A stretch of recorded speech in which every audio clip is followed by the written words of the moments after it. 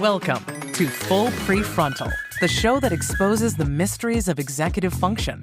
This podcast is a collection of conversations about the role of the prefrontal cortex, which impacts your focus, planning, problem-solving, emotional balance, and independence. So join us as we explore executive function and the science of learning. And now, here's your host, the founder of EXQ, Sucheta Kamath. Welcome back to Full Prefrontal, where we discuss executive functions, self-awareness, self-management, and we figure out ways so that people can become wonderful, self-regulated people who have what it takes to achieve their goals and find fulfillment because they know how they think, how they act, how they behave, and they have the tools within them to change themselves. And it's going to be a great discussion today. I'm your host, Sucheta Kamath. I have a dear friend and a colleague who is a guru of executive function, and you can wake him up in the middle of the night and ask him any question, and he can answer that very successfully because he lives this wonderful topic. And so before I get him on here, I wanted to kind of just set the stage for all of you. Whenever I think about executive function, I like to imagine that I'm on a plane and somebody sits next to you and says, "What do you do for a living?"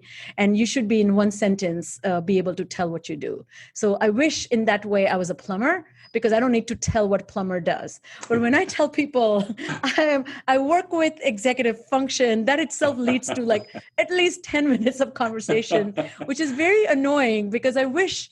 So this podcast is really making an effort to make this as a commonplace statement or language, so people don't need an explanation of what it is. And second thing I'll say about executive function is one only recognizes the need and value of executive function in absence of it. And so absence or lack of executive function is much to talk about than when they're present. So when you show up somewhere on time, when you actually turn something in on time, or so you actually read people's mind, when you understand what was the implicit in a given condition, you are using great executive function. So I am wishing you all that you activate your executive function as you listen to this particular interview, because you're up for a treat. So it's my great pleasure to introduce George McCloskey. He is a professor and director of school psychology research in the School of Professional and Applied Psychology of the Philadelphia College of Osteopathic Medicine, and he holds Diplomate status with the American Academy of Pediatric Neuropsychology.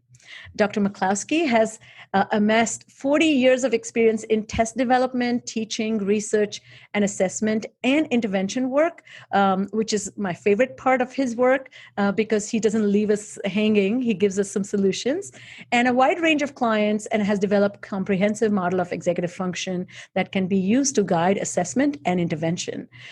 He frequently presents to packed audiences, rooms packed with audiences who are eager to learn from him. And he is a lead author of the books Assessment and Intervention of Executive Function Difficulties and Essentials of Executive Function Assessment. He has also developed of course, this is getting a little nerdy on my part, so bear with me, but he has a scale called MEFS, which is a McCloskey Executive Function Scales. Very, very useful, a teacher and a parent forms that allows you to gauge a student's level of competence by asking questions of teachers, parents, and students themselves. So welcome to the podcast, George. How are you? Thank you very much, Sucheta. I'm very good, very busy as you are also. It's just a very different and very stressful time for a lot of people with the COVID situation, and just all the uncertainty of getting back into schools and figuring out how to do all this effectively and do it in a safe and healthy way. It's been a challenge. Well, I'm sorry to hear that, and I share your sentiment, but I'm glad that a lot of students have access to you and a lot of parents have your guidance. So you're easing some people's lives for sure. So as we talk about executive function, let me ask you about your own executive function. What kind of student were you, and what kind of self-regulation you had as a child? Were you attuned with your strengths and weaknesses when you're growing up? Very good. Yeah. Well, I think let's say I had a very profile of self-regulation abilities and skills. So there were some things that I was doing very well, perhaps better than most of my peers, and some things I was really very far behind my peers in. So self-regulation for me. What kind of examples can you give us? Well, I certainly. I think, but here's the thing. I think the majority of it is tied to motivation. I see. And, in my model, it goes beyond self-regulation. So we're talking about when you become self-determined and self-realized and beyond that. And I think that was the shift for me, between 10 and 12. I became very self-determined. There were some things going on in my home that I realized related to mental health issues for, in the family. And from that point on, it became very clear to me that there was need for my capacity for self-determination to be in place and to guide a lot of things. And so from that point on, the things that motivated me were certainly of great interest, and self-regulation in those situations was not a problem.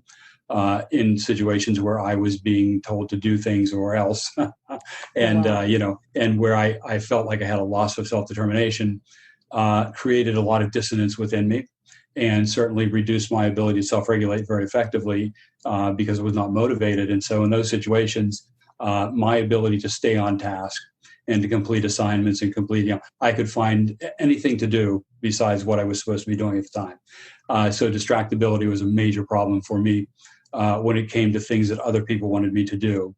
When it came to things that I wanted to do, there was pretty much no stopping me. And of course, many people would say, well, that's an ADHD profile. And I appreciate that there are certainly some aspects of that were within my own profile when I was growing up. But as I said, there were also other aspects related to the way I treated other individuals and how I related that were very different. And I think that mixed profile was always very confusing to me, but it's why I developed the ideas and then tested the ideas that I have now today, because I think in our culture today, we over-pathologize a lot. And our whole system of mental health is based on the idea that you cannot receive services and be reimbursed for those services unless you have a label. And that label has to be something that's wrong with you. And I think that's where we start right there from the beginning, thinking that anyone who needs some assistance or needs some help or some ideas of how to improve themselves, there must be something wrong with them. And I don't buy that at all. I think that there are certainly people that do have pathologies. And when something interferes with your life to the extent that, the value of your life and what you're doing is compromised by things that are happening to you, the quality of life is affected greatly, then I think we start talking about disorders and we talk about treating those. But prior to that, there's just many, many people that have difficulties in many different ways. And a pattern of strengths and weaknesses, everyone. There are just things they do well, things they struggle with. And the question is, what is it that you're struggling with? And what can we do to help you figure out how to do that better? And how can we help you take advantage of those strengths you have and use them sometimes to compensate for those weaknesses when necessary? So this has always been my idea, that there's this mix. It's never black or white, you are this or not. You probably have some of those traits and you'd like to fix those or change those. That's great. And if those are the only things that are wrong, that's okay. You don't have to fit the whole profile, right? I only have 4 of the 7, characteristics. So maybe I'm not that. Well, it's really not an issue of are you or aren't you. It's what are you having trouble with, and what do you want to change? And so that's always been my perspective. And I from a very young age, I had a perspective of the idea of wanting to change myself to be the person I wanted to be. And when I wasn't the person I wanted to be, I was very frustrating. And so I would feel very self-defeated. And so there was always this constant, how do you fix that up? How do you change it? So I think one part that really reverberates with me about young George is you had incredible insight. You may not have had the skills, but you kind of identified and recognized things that you could do better, and figuring them out could be a gradual process. So I really appreciate that. The reason I asked that question is because I think sometimes people are so deeply committed to whatever they're studying and researching. My guests, particularly, they're highly specialized. And if they're asked to remember their younger versions, we tend to forget our younger versions. But we are dealing with people. I know what you mean. Right? And I'm really interested in kind of like humanizing some of the barriers that young generation has, younger people have, as we recognize in them there's a better version somewhere hidden there. But what would be the reason that they might work? So let's set the stage for this conversation about executive function. What is it? How do you define it? And it's how does this relate to agency, one's sense of control they have over their life? And how does this connect with self-efficacy, their ability to feel successful by ways in which you do things? Are they all related? How do you define that? That's a very broad question, and there's lots of things involved there. And I think sometimes I mentioned motivation as within my own context, in my own situation, and that has always been a basis of trying to look at the world and understand why people are doing what they do and how they do it, and the recognition of where there's great motivation and where there's a lack of it, and how that affects and impacts. And the more I understood about neuropsychology, the more I understood about functioning of the brain and the role of motivation. We always had these, personality motivation courses and learning and motivation was always this very, ephemeral thing that we always talked about, but never really had much in the way of an understanding or definition. And very often, I think, because executive functions, this idea of executive functions is the one about some people, have a very simple idea of a CEO of the brain, the idea that there's this control center within the brain that directs all of your perceptions, feelings, thoughts, and actions. And I think that's an oversimplification. I do think that within the frontal lobes, we do have a supervisory system that has many different components, and they work together. And so it's not one single unitary location within your frontal lobe, but there's lots of elements within your frontal lobe that are responsible for helping you take control of your perceptions, feelings, thoughts, and actions. And I began to realize that that circuitry within the frontal lobe is not the circuitry of motivation. That the circuitry of motivation is different, and that it includes many subcortical areas of the brain, but also that there's a connection, though, a very strong connection between those frontal lobe executive functions, how to self-regulate every day, and how to make sure you're doing what you should be doing at any given time. Well, what is it you should be doing? Well, that depends on your motivation. Whether you're listening to what someone else is telling you to do because it's going to be good for you, or whether you listen to yourself because that's what you want to do. Either of those is tied to your motivation very much. Yes. And if you're lacking in motivation, then you're simply listening to individuals because you fear the consequences of not listening to them, or there's so much of there's a negative consequence involved, and you'd really rather not pay it. And of course, that becomes a motivation. So the idea is like, how do you take this thing called motivation, which is this, seeking positive things or avoiding negative things, and creating it and becoming that source for you to get the things that you want and to direct yourself effectively to get those things. In order to do that, there has to be a connection between motivation and the frontal lobes. And there's lots of connections between the motivational center and executive capacities, to the extent that when you are motivated to do something, or you're doing something you like, you are at your best. You will self-regulate and use executive functions at your best when you're highly motivated. When you're not motivated, for some people, it's almost impossible to access those self-regulation capacities and get things done, because it's just not, we don't have that special push from the motivation center. So motivation kind of energizes this whole system of frontal lobe function. And once you have that energy and you're energized, then it's surprising what some individuals are able to accomplish with the self-regulation. So in models of change within our field, that idea that do you want to change? Or you say these things are a problem for you, but do you really want to change? And do you really want to create a new, this new you? How you want to function? And if that's the case, then you will be motivated. But if you say you want to change, but you're really not, you're not going to have the motivation. So you can start a therapeutic approach, an intervention, but you just won't follow through with it because you really haven't committed to the change process yet. And so I love the work of Prochaska and Diplomate and Norcross, the Changing for Good, a model of change, six stages of change. And the first are pre-contemplation, contemplation, and then preparation for change. And then the fourth stage is change. So there are 3 stages before you even get to the point of changing. And it just takes brains a while before they really wake up to the idea that you really do have to be committed from a motivation perspective to see that change. And so for me, with my clients, my major job is helping them see where they are at motivationally speaking, get to that point where they need to be motivationally, and then we can start talking about those strategies we can use to begin that change process, to alter the way you self-regulate. And so for me, that's that therapeutic approach. But that self-regulation piece is, how do you perceive, feel, think, and act every day? How do you guide your thoughts, your perceptions, your feelings, your actions? So you're doing at any given point in time, you're doing the things that are going to be beneficial to you, and that will enable you to accomplish the things you want to accomplish and not be at odds with yourself.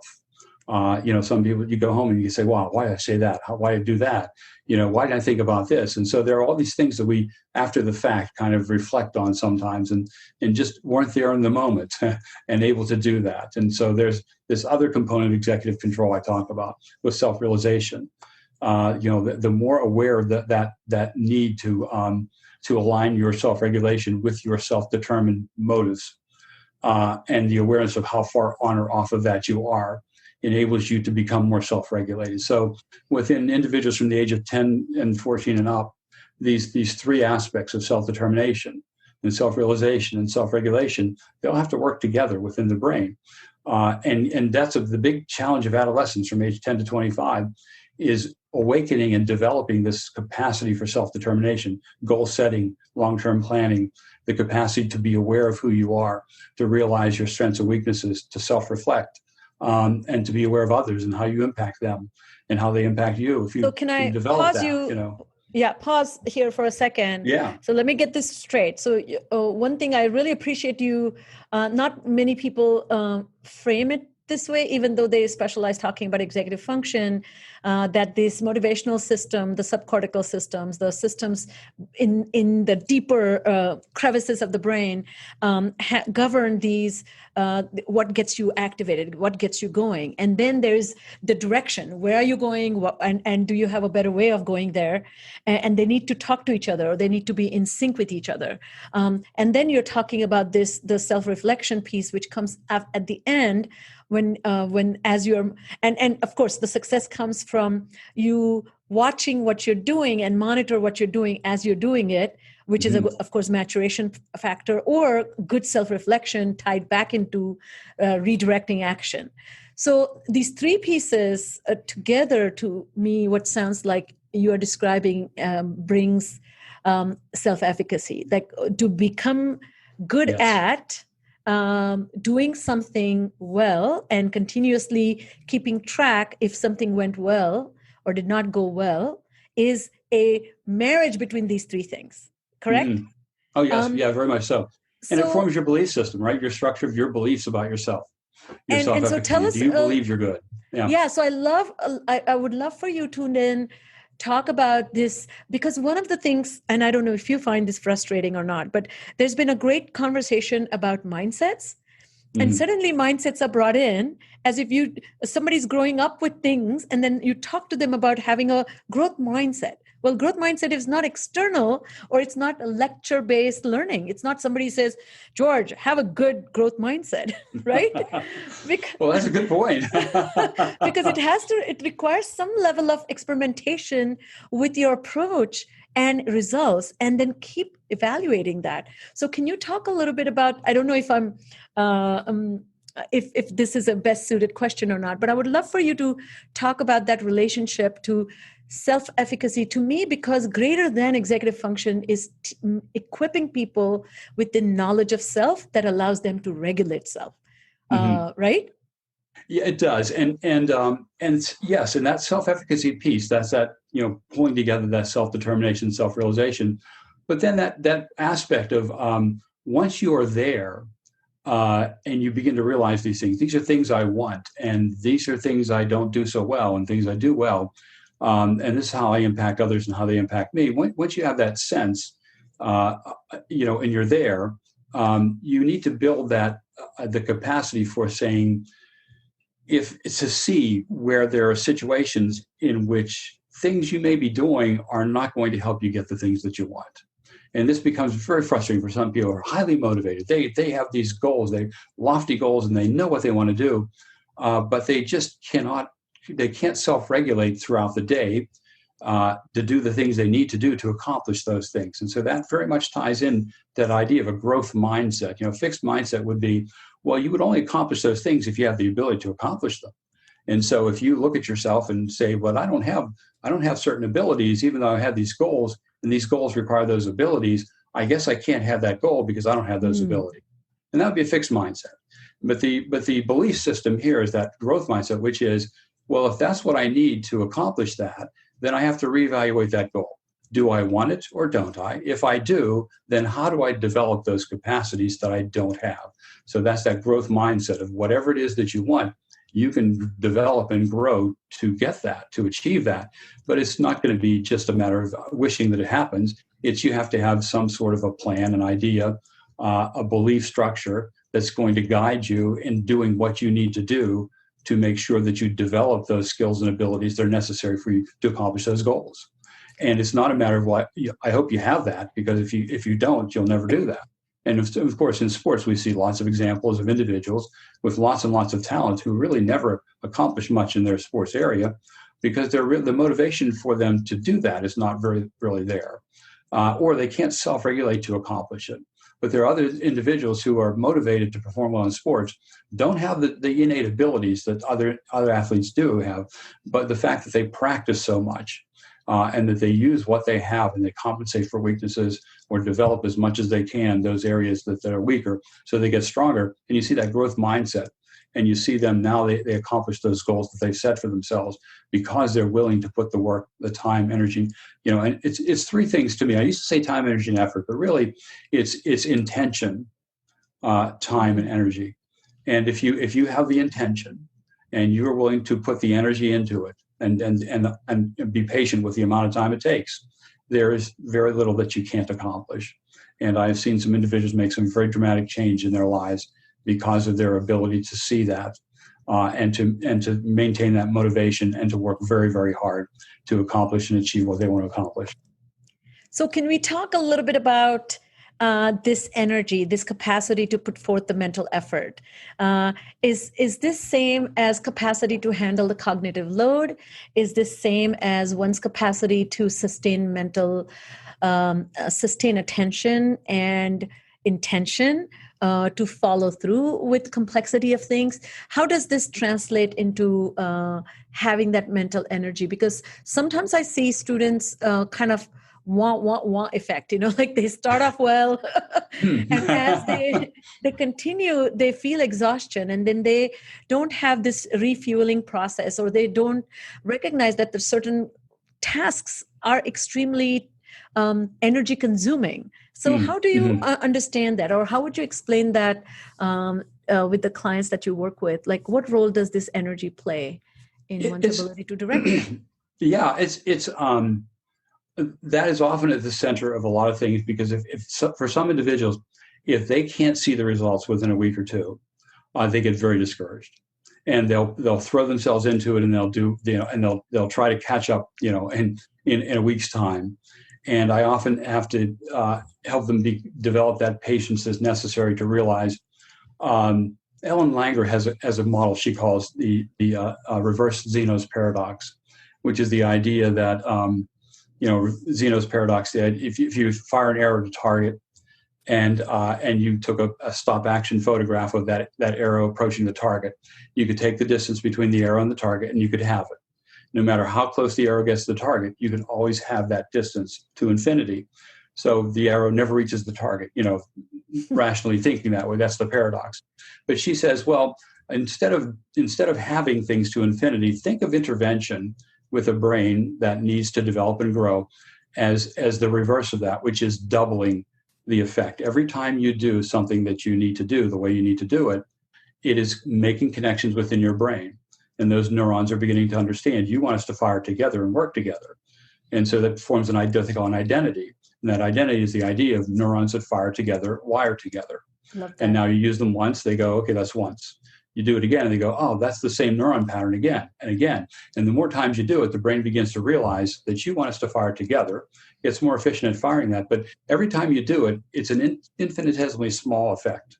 And now you do it again, you've doubled the effect. You do it again, you've doubled. How long do you have to keep doubling the effect before you can actually see a real change in the world? So you're changing your brain long before you change your behavior.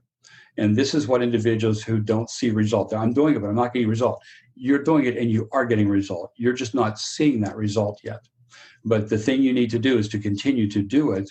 And then, interestingly, with Zeno's reverse paradox, the idea that once you are able to see it, it's now exponential. And it's just, when you start doubling something you can see, it becomes exponential. And it's like an explosion of growth.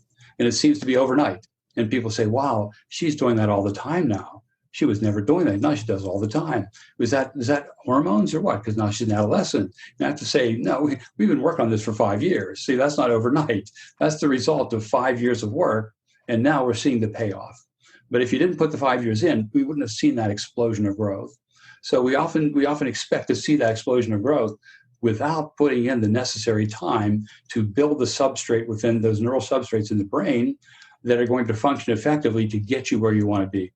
And it's a lot of hard work. And sometimes you get nothing back from it. You just have to, have the belief that if I continue to do this and do it the way I'm supposed to do it, at some point it's going to be extremely easy for me to do. And that's really that. And now once you've gotten to that point, see, now you've automated that process and you can move on to something else that you need to take care of. But it's really that idea that things won't just become easy. And if it's easy for you, you have that idea. If it's not easy, then, I'm not going to take it on. And if it's easy for me and I'm really good at it, that's great. No, but is there something that you want to do that's not easy for you to do? Then can you put the time, intention, energy, and effort into that to become really good at that? That intention, energy, and time. Are you willing to put that in? And if you are, then you can accomplish that. But in interventions, it's very discouraging initially for a number of individuals because they'll do well for a week. They're motivated. That motivation is there. Sometimes it's hard to maintain that motivation over time, and there's just these lapses. And there will be days you're not there. And so when I talk about that growth of executive capacities, it's sort of this up and down thing. Some days you're there, some days you're not. And we're just trying to get gradually over time more on than off. You'll still be off at times, but you'll be off fewer times than you used to be. And there'll be a point where you'll be on so often, you won't even notice those few times when you're not. But for right now, you're off a lot, But if we don't track that, so progress monitoring, I have found, becomes very critical in almost every intervention that I do. If you're not keeping track of whether you're changing or not, it's so easy to get, subjective opinions are not going to do the job. You need to have some data that you're tracking to see that up and down growth, but that upward slope, even though there's some days when you're up and down, the line looks like this, but the slope is upward. And, there'll be days when you won't be there, days, weeks, maybe even months. But, overall, you are making progress toward the goal. And that's the part that I have to keep encouraging my clients to stay with. And so I do a lot of progress monitoring and show it to them or have them do their own progress monitoring so they can see the change. So, George, thank you for giving us the broader picture of helping people develop the framework of success and kind of knowing how to even gauge success or progress, as you mentioned, happening. Before we go into more depth of intervention, can we backtrack a little bit? How do executive function problems show up in everyday classroom for a student or even everyday life at home? How do you break that down? You have a very thorough system of assessing, or not assessing, but kind of framing understanding of executive function. So what would you say to our listeners? What's a broad strokes on understanding executive function and dysfunction as it shows up? Yeah, I think it's kind of layered. I think from early preschool, ages 2 or 3, attention issues are probably the most easily noticeable. And if they persist, they're the ones you want to address first. So just that ability to focus attention on a particular topic or idea or person in the environment, and the ability to sustain attention for a particular amount of time. But just also the ability to activate your sensory systems. and use them, and then focus attention, sustain it. And when you're in preschool and in kindergarten, that gets noticed very quickly if you can't do that. So that's one of the first, executive capacities that people are aware of that they want individuals to use. And appreciate with little children, they're not so self-motivated. They're really responding to us as adults and the environment. And so we're trying to shape a lot of that. And so attention is what we want from individuals to help them grow and develop their frontal lobes. And so that's the first thing. And then we're looking for engagement. We're looking for them to initiate activities. We're looking for them to inhibit impulsive responding. Don't do things when we tell you not to do them.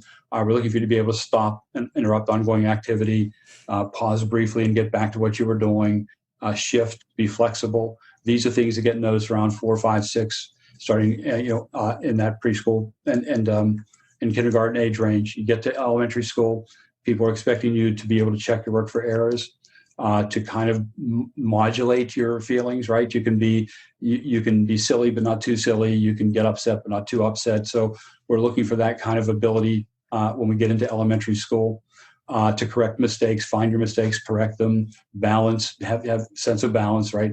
Don't tell jokes all the time. It's time to be serious, time to be funny. And then we're looking at, moving into memory system. Can you manage your memory system? There'll be a test on Friday.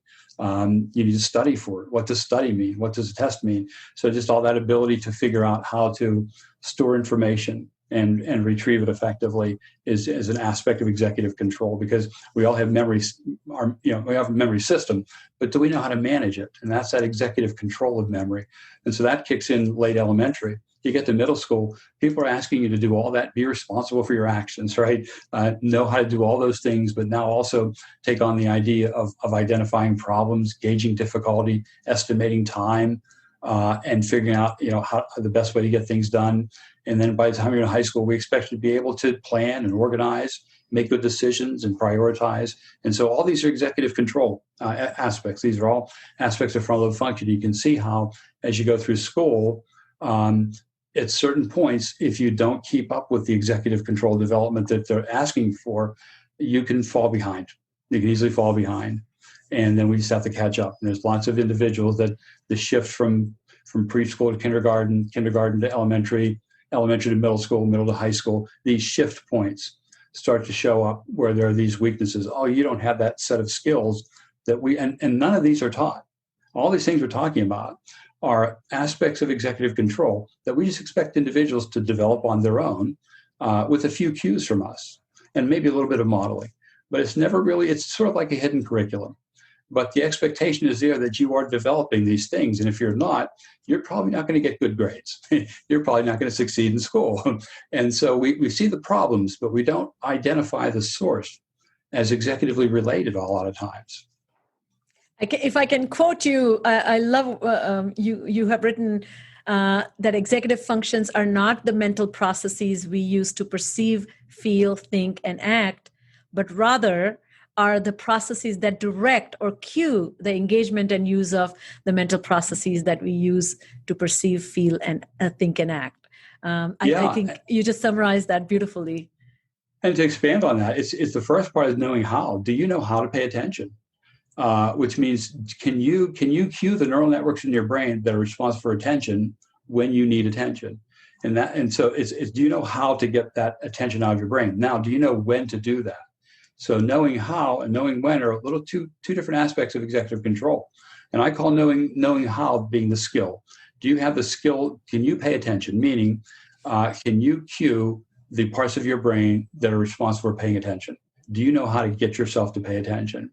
Now, do you know when to get yourself to pay attention? That's an executive function. And so functions are really about, do you know when to do all these things? And then the skill is, do you know how to do them? And if you don't know how to do them, we step back, teach you how to do them. But now we have that other piece, which is we need to help you understand the conditions that you should identify and recognize so you know when to do them. And so that how and when are very important. That's the source of executive control. I love that. And all the rest of it are the workers in the brain that have to do it, right? Yeah. Because I love this because it's, so one is, do you know? And then second is, are you doing what you know? So, when you need to do it. when you're supposed to do it. So, playground, loud voice, loud noise, and library, quiet noise, quiet voice. And if you flip it, then it's a lack of executive control. Right? You're talking loud in the library, you're already in trouble. It baffles teachers and parents too, because they'll say, I've seen him do it. He could do it if he wanted to. But the issue is they know how. They just aren't picking up on the cues for when. Exactly. And we have to help them understand when to use those abilities they have appropriately. Because you say you've seen them do it before, but also there's that motivation thing, right? And when did you see them do it, right? Video games, they could pay attention for hours. Math homework, 15 seconds. And you go, well, that's not an attention problem. And that's not an executive function problem. That's a motivation problem. So another thing that you do really well, George, is you make a distinction between learning difficulties and producing difficulties. Mm-hmm. So first, what are they and how are they different? Because that certainly influences strategy instruction, isn't it? Yeah, it does. And so I think of the executive functions and skills as that supervisory system of the brain. It tells how the skill supervisors tell the workers what to do. Pay attention. That requires certain parts of your brain to pay attention. They have to be activated. So your brain, the how circuit within the frontal lobe knows the parts of the brain needed for paying attention and activates them. And then the when tells you when you should do that. And that's the executive control system. But those workers that are being activated, they need to be able to do their job. And so sometimes we find that within certain brains, there are certain areas within the brain that are not as developed as they should be, underdeveloped, or perhaps damaged. And so now we're not able to do certain things. And that's a learning disability. Learning disabilities really have to do with the workers in the brain, parts of the brain that may be compromised and make it difficult for you to do something. If you can't hear subword sound units, it gets very difficult for you to understand how to decode words, and you'll probably be a very poor reader. And so those workers create a learning disability. If you have a phonological deficit, certain areas within the left hemisphere don't process subword sound details in words the way they should, that's a worker problem. We fix up the worker, and now you can do that. But the executive control system is about producing. And so production is that even if you know how to do things, will you know when to do them? And that lack of knowing when, especially knowing when, but also knowing how. So you have these workers available to you at your disposal. You just don't know how to get them activated as first, and they don't know when to get them activated. So producing disabilities are about individuals who seem to have a lot of ability, but aren't able to produce on command in school or at home. And so it's that lack of production that we see. Wow, he's so smart, he's so capable, but he's failing everything. And then you sit down with the individual and realize they're highly motivated, but they're not able to pull it off. And this is a producing disability or producing difficulty. You really don't know how to get your brain to do what it needs to do, or don't know when to get it to do what it knows how to do. So now the intervention becomes very much, taking on helping the individual with the producing difficulties that they have. And the learning difficulties, though, are about weak workers who aren't able to do their job very well. Intellectual disability, reasoning areas of the brain are compromised. Language impairment, the language centers of the brain are not functioning effectively. Now, if we can get in there and we can strengthen those workers, we are remediating a learning disability. But once that's done, or as that's being accomplished, there's still that issue of producing, and you can have an individual with both problems, both learning and producing difficulties, and they're the hardest to teach. And the fascinating part about school is we don't identify on the basis of learning disabilities. We refer on the basis of producing difficulties because we can see the lack of production, but we can't see the lack of learning in the brain. And so the lack of production gets you referred early.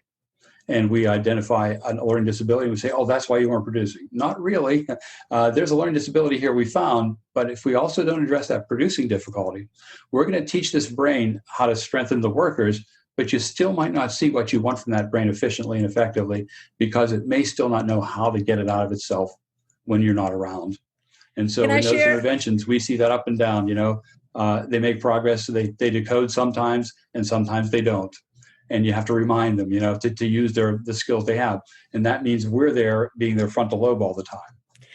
I really love this distinction because I think it also kind of outlines, as you mentioned, intervention, but it also allows you to help the student know why there are certain different approaches to way of becoming successful in the academic or non-academic endeavors. Allow me to indulge myself. I use a building analogy. I say there is an architect who creates the design, and then there's a project manager or the construction manager, and then there are bricklayers. So the bricklayers are the skills. So, if the bricklayers show up, but there is no plan, there's no architect who has never designed the entire plan, even the construction manager cannot do it. But once the plan is laid out, and a lot of times I find that teachers, educators, or coaches or parents become the architect. Or the construction managers or the bricklayers, but they have to really understand this kid needs to do it all.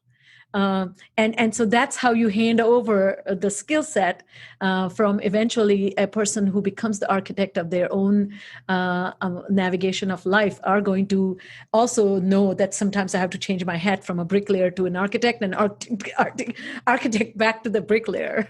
Yeah, nicely put. And it's a great analogy. And I think one of the things it also emphasizes, as you mentioned, is that while parents and teachers can become the architect, eventually the goal of all this is for you to become the architect, for the child themselves to become the architect, yes, and the manager, and have this and the worker. So, and that's that intervention continuum of moving from external control, where other people assist you through strategies, through bridging strategies, to the point where you become self-regulated, where you're actually running all those components. And so that's shifting from being externally controlled to internally self-regulated. We have to find those strategies to go from there. We can't just say to you, now you take it on. It's yours now, right? Yes. We have to have some form of instruction, a strategy that bridges where it takes it from them, us telling them externally controlling, to them seeing what we're doing, seeing how we're doing it, taking on those strategies for themselves, learning how to use them, getting good at them, receiving feedback, and then beginning to use them so well that we just fade our feedback and step out of the picture, and now they're internally self-regulated. So it's that gradual shift from having someone else be the architect to you becoming the architect. But it's something you have to learn how to do. And yes. It's something that lots of individuals need a lot of guidance with. And what's so amazing to me, George, is how miraculously it's present in so many children as they, become adolescent and adults. So when executive functions do show up, yeah, they do for a lot of individuals, don't they? Which is why we never really talked about it. If everybody couldn't do it, if everybody couldn't do it, we'd be talking about this all the time. But it seems like your peers are doing it. Why aren't you? Yes. And even if it's just as little as 5% or 10%, it could get as high as 20, 25%. The fact that 75% of individuals kind of roll with it and learn along the way, on their own, and their brains are able to kind of like get with the program. Shift the roles. We just assume everybody should be like that.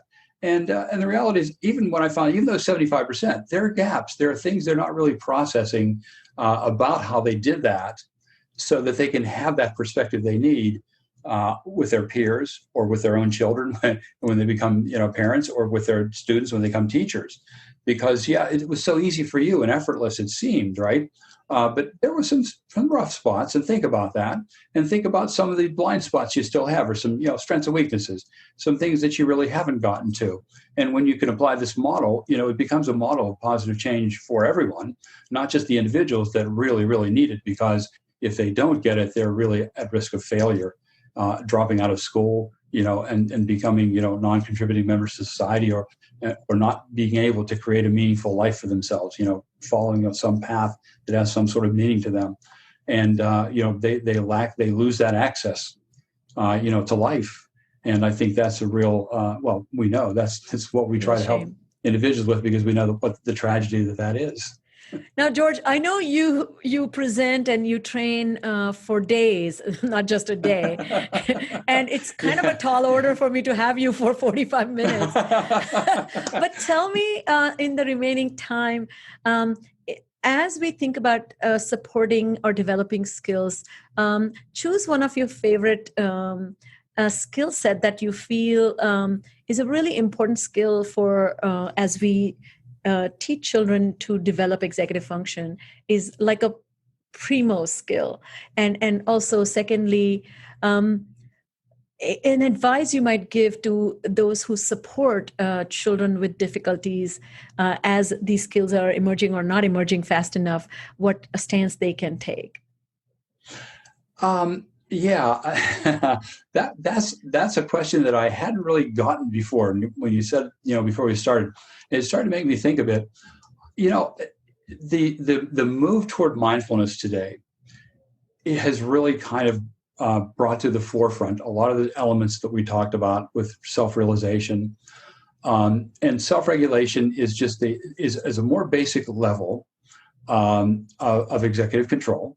And self-regulating, you get up and you do it every day. And if you're not very good at it, you can improve. But as I mentioned, if you have that self-realization component, you can be aware of when it is that you're functioning effectively or not. And you can quickly see when you're not and try to make some corrections. Or if you're given feedback, you can take that feedback and respond to it effectively. And so for me, and you say, so what's the one basic thing that would kind of strengthen self-regulation? It's an awareness of the fact that you have it and you need it and you can use it. And that comes through mindfulness practices from the youngest ages on. If you can create that gap between perception and action that enables you to engage your mind and to see things more clearly and be aware of the fact that you're about to make a mistake, or you're about to go off track. And then just that ability to let that go. And, if it's something someone says that upsets you, you just let it go. And then, but to see this is the basis of meditation, isn't it? Meditative practice. It is. The thought comes to your mind, you just let it go. And you don't follow that thought, you just let it go. And then you just refocus on your breath. And that basic mindfulness practice that could lead to meditation is really a strengthening of all the capacities in the frontal lobe that will enable you to integrate all these aspects we talked about, to have better self-regulation, to connect it up more effectively with self-realization and self-determination. And self-realization is awareness of your awareness, right? Self-regulation, there's an awareness aspect, but we're talking about meta-awareness. If you can maintain an awareness of your awareness, you can self-regulate more effectively. And the first steps into that for younger children are mindfulness practices, just beginning to understand how to sit calmly and follow your breath, and just let it in, let it out, and let other things go, and just be there present in the moment, because that self-realization has to be a moment-to-moment awareness that stays with you, that enables you then to choose how to self-regulate at any given point in time. Thank you for kind of highlighting. I was very curious about your answer, actually. And, one of the things that you and I have talked about, which is so fascinating to me, that you actually, of all the researchers who talk about executive function, you make a categorical distinction and advocate for it, is the self-actualization. So taking that self-realization, self-awareness skills and transcending to a plane where you have not just aspiration to be a better person. Like, I have an aspiration to become a patient person. That will be a great commitment if I make that to myself. Yeah. I think the world around me will benefit from my commitment to that transcendent skill set.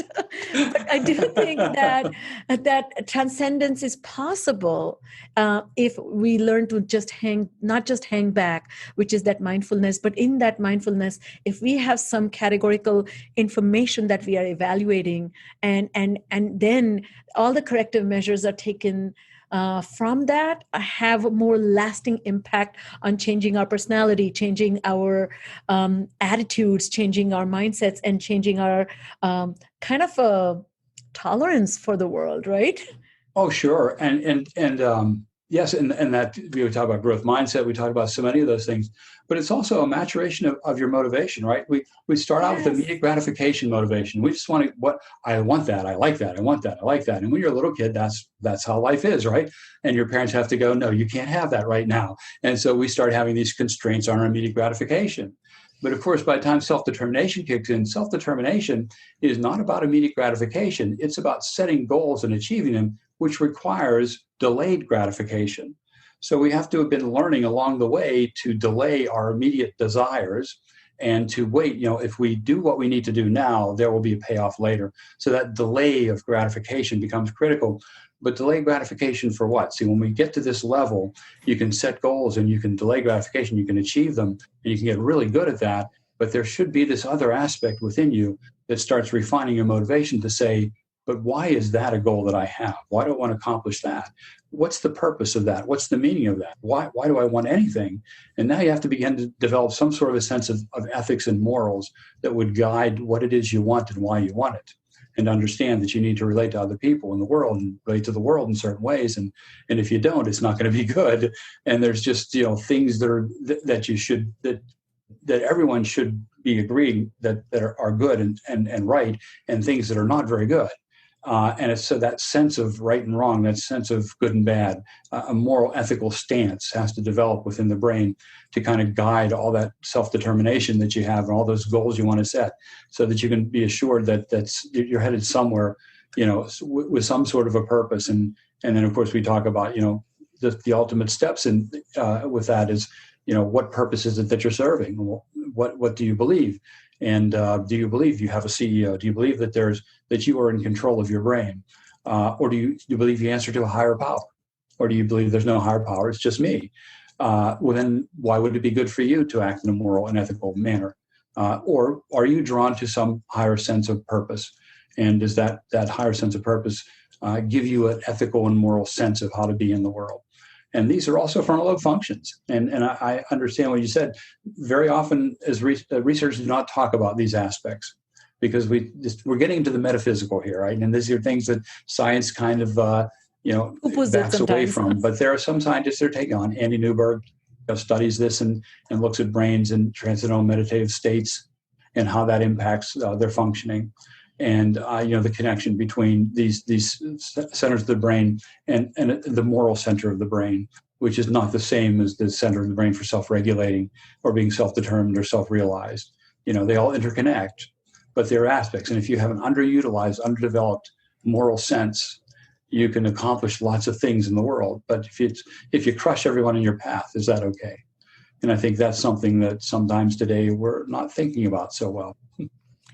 Well, thank you for this amazing conversation. I'm tempted to ask you to come back for part 2 if you're able to, because there's so much more to talk about. As we end our conversation here today, what can you share 2 of your favorite books that you think have been meaningful to you?